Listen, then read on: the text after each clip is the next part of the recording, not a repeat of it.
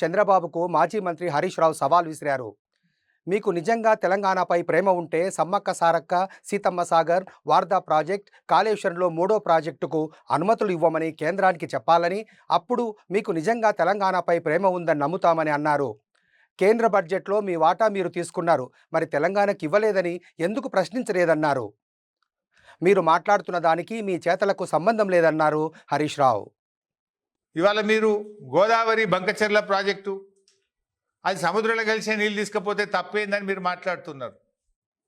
ఇప్పుడు కృష్ణానది విషయంలోనే అదే జరిగింది. మీరు పెన్నా బేసిన్లో ప్రాజెక్టులు కట్టి నదీ పరివాహక ప్రాంతం బయట మీరు కృష్ణా జలాలు తీసుకుపోయి వాడుకుంటున్నారు. ఏమనంటే రైపేరియన్ రైట్స్, ఇప్పటికే ఖర్చు పెట్టినాం కదా, ఇప్పటికే ప్రాజెక్టులు కట్టినాం కదా, అది నేషనల్ వేస్ట్ అవుతుంది కదా, ఆ నీళ్లు వాడుకుంటే తప్పైంది, ఇక అయిపోయింది కదా అనే ధోరణిలో మీరు అప్పుడు అడ్వాన్స్గా ఉమ్మడి ఆంధ్రప్రదేశ్లో ప్రాజెక్టులు కట్టి తెలంగాణ నోరు కొట్టిండ్రు. కృష్ణానదిలో అత్యధిక పరివాహక ప్రాంతం కలిగిన ప్రాంతం తెలంగాణ, కానీ ఉల్టా 75 ఆంధ్రాకి పోతే 25 తెలంగాణకు వస్తున్నాయి. ఉద్యమాలు పుట్టే దాంట్లో నుంచి. ఇలా గోదావరి విషయంలో కూడా మీరు అదే ప్రయత్నానికి తెరలేపుతున్నారు.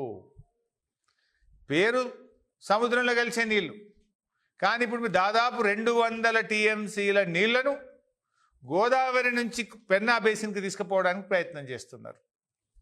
దీన్ని మేము చాలా తీవ్రంగా వ్యతిరేకిస్తూ ఉన్నాం. ఎందుకంటే అప్పటి బచావత్ ట్రిబ్యునల్ గోదావరిలో మొత్తం 1480 టీఎంసీలను ఉమ్మడి ఆంధ్రప్రదేశ్కు కేటాయించింది.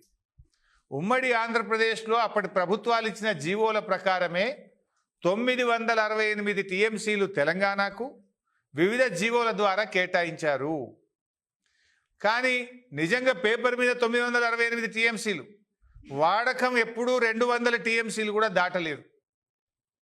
అందుకే కేసీఆర్ గారు ముఖ్యమంత్రి అయిన తర్వాత గోదావరి నదిలో తెలంగాణ యొక్క రైట్ ఎస్టాబ్లిష్ చేయాలి, మన హక్కులు కాపాడుకోవాలి, పూర్తిగా గోదావరి నీటిని సద్వినియోగం చేసుకోవాలనే ఉద్దేశంతో వారు 240 టీఎంసీలతో కాళేశ్వరం ప్రాజెక్టును, 47 టీఎంసీలతో సమ్మక్క సాగర్ను, 65 టీఎంసీలతో సీతమ్మ సాగర్ను, 12 టీఎంసీలతో వార్ధా ప్రాజెక్టుకు బీఆర్ఎస్ ప్రభుత్వం రూపకల్పన చేసింది. కానీ ఈరోజు ఏం జరుగుతుంది? చంద్రబాబు నాయుడు గారు ముఖ్యమంత్రి కాగానే ఒక్కొక్క ప్రాజెక్టు డిపిఆర్లు వాపసు వస్తున్నాయి. ఆ రోజు కేసీఆర్ గారు వ్యూహాత్మకంగా తన శక్తి యుక్తులను ఉపయోగించి కాళేశ్వరం ప్రాజెక్టుకు 240 టీఎంసీలకు అన్ని అనుమతులను ఇంక్లూడింగ్ టీఏసీ అనుమతి కూడా కేసీఆర్ గారు సాధించారు. ఇకపోతే Seethamma Sagar, Sammakka Sagar, doctor BR Ambedkar Wardha project, Kaleshwaram 3వ టీఎంసీకి సంబంధించి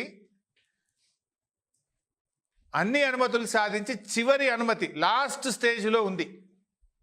లాస్ట్ స్టేజ్లో ఉంటే ఇప్పుడు వచ్చిన కాంగ్రెస్ ప్రభుత్వం సరిగ్గా దాన్ని పట్టించుకోకపోవడం వల్ల చంద్రబాబు నాయుడు గారు బీజేపీలో తనకున్న పలుకుబడిని ఉపయోగించి ఇలా డిపిఆర్లు వాపసు పంపారు. ఆ డిపిఆర్లు వాపసు పంపితే రేవంత్ రెడ్డికి అటు బీజేపీని ప్రశ్నించే తెగువ లేదు, తెలివి కూడా లేదు.